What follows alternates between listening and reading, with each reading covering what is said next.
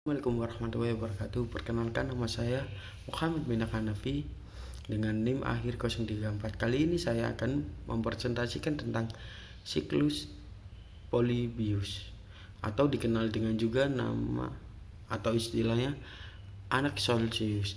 Adalah teori politik historis yang dikembangkan oleh sejarawan Yunani kuno.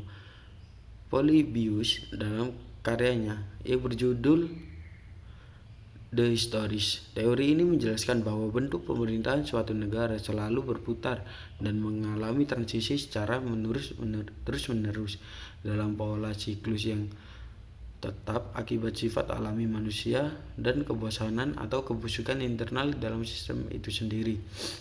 Menurut Polybius, setiap bentuk pemerintahan yang ideal cepat atau lambat akan merosot menjadi bentuk pemerintahan yang buruk atau rusak, yang kemudian memicu pemberontakan dan melahirkan sistem baru. Siklus ini terbagi menjadi 6 fase utama yang saling berkesinambungan, yang terdiri dari 3 bentuk pemerintahan ideal dan 3 bentuk penyusutan, yang dimana pertama ada monarki, pemerintahan satu orang yang ideal.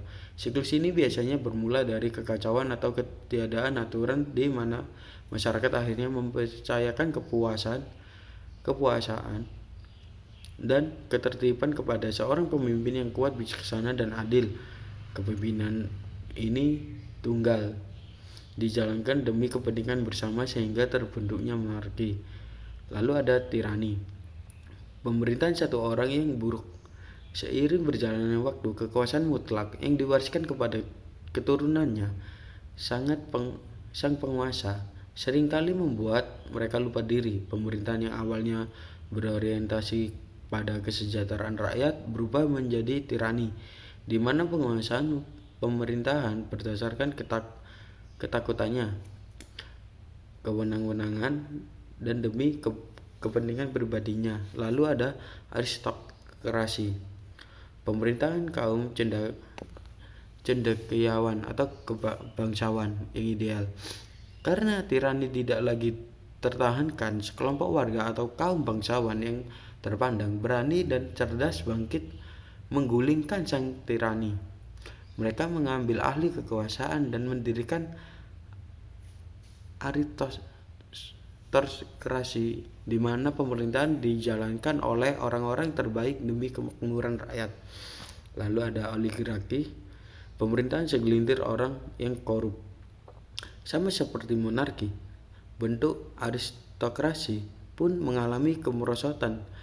Keturunan dari kaum aristokrat biasanya tumbuh menjadi generasi yang manja, serakah, dan hanya memikirkan cara memperkaya kelompoknya sendiri.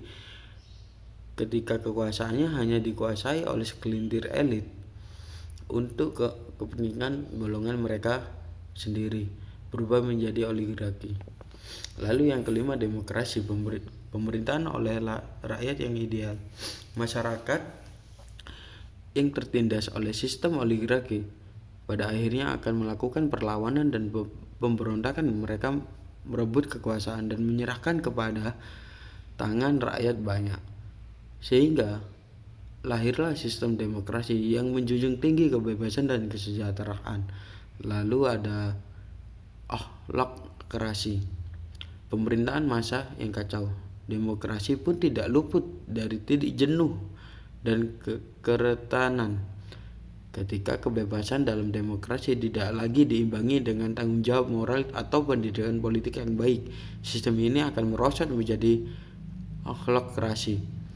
Kekuasaan dikuasai oleh demok atau provokator yang memanipulasi emosi rakyat demi kepentingan sesaat, memicu kekacauan, perpecahan, dan krisis sosial. Ketika autokrasi mencapai puncaknya dan menciptakan ketidakpastian yang luar biasa, masyarakat biasanya akan kembali merindukan ketertiban dan stabilitas. Pada titik inilah akan muncul seorang figur pemimpin yang kuat atau diktator baru yang berhasil meredam kekacauan, sehingga siklus akan berulang kembali dari awal menjadi bentuknya monarki. Polybius berpendapat bahwa satu-satunya cara untuk keluar atau meredam lingkaran setan siklus ini adalah melalui penerapan sistem pemerintahan campuran seperti yang dicontohkan oleh Republik Romawi kuno yang menggabungkan unsur monarki dengan aristokrasi dan demokrasi agar saling mengawasi dan menyeimbangi. Terima kasih, itu presentasi dari saya. Wassalamualaikum warahmatullahi wabarakatuh.